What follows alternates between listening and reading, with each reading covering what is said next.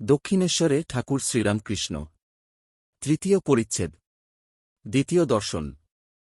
অখণ্ডমণ্ডলাকারং ব্যক্তং যেন চরাচরম তৎপদং দর্শিতং যেন তস্যৈ শ্রীগুরবে নম।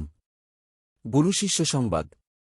দ্বিতীয় দর্শন সকালবেলা ৮টার সময়। ঠাকুর তখন কামাতে যাচ্ছেন।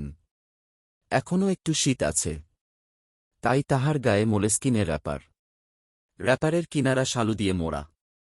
মাস্টারকে দেখিয়া বলিলেন, তুমি এসেছ? আচ্ছা, এখানে বস। একথা দক্ষিণ পূর্ব বারান্দায় হইতেছিল। নাপিত উপস্থিত। সেই বারান্দায় ঠাকুর কামাইতে বসিলেন ও মাঝে মাঝে মাস্টারের সহিত কথা কহিতে লাগিলেন। গায়ে ঐরূপ র্যাপার, পায়ে চটি জুতা, সহাস্যবদন। কথা কহিবার সময় কেবল একটু তোতলা।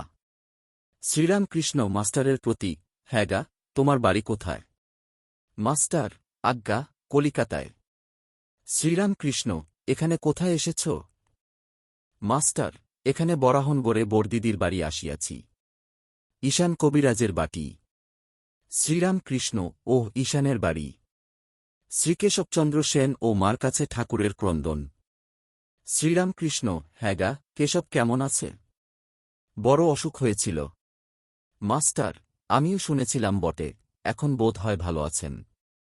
শ্রীরামকৃষ্ণ, আমি আবার কেশবের জন্য মার কাছে ডাবচিনি মেনেছিলুম। শেষরাত্রে ঘুম ভেঙে যেত, আর মার কাছে কাঁদতুম, বলতুম, মা, কেশবের অসুখ ভালো করে দাও। কেশব না থাকলে আমি কলকাতায় গেলে কার সঙ্গে কথা কব? তাই ডাবচিনি মেনেছিলুম। হ্যাঁ গা, কুক সাহেব নাকি একজন এসেছে। সে নাকি লেকচার দিচ্ছে। আমাকে কেশব জাহাজে তুলে নিয়ে গেছিল। কুক সাহেবও ছিল। মাস্টার, আজ্ঞা, এইরকম শুনেছিলুম বটে, কিন্তু আমি তার লেকচার শুনি নাই। আমি তার বিষয়ে বিশেষ জানি না। গৃহস্থ ও পিতার কর্তব্য। শ্রীরামকৃষ্ণ, প্রতাপের ভাই এসেছিল। এখানে কয়দিন ছিল? কাজকর্ম নাই। বলে, আমি এখানে থাকব। শুনলাম মাক ছেলে সব শ্বশুরবাড়িতে রেখেছে। অনেকগুলি ছেলেপিলে।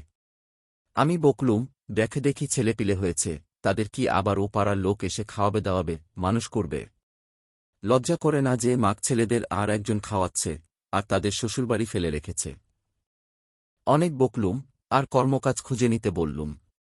তবে এখান থেকে যেতে চায়।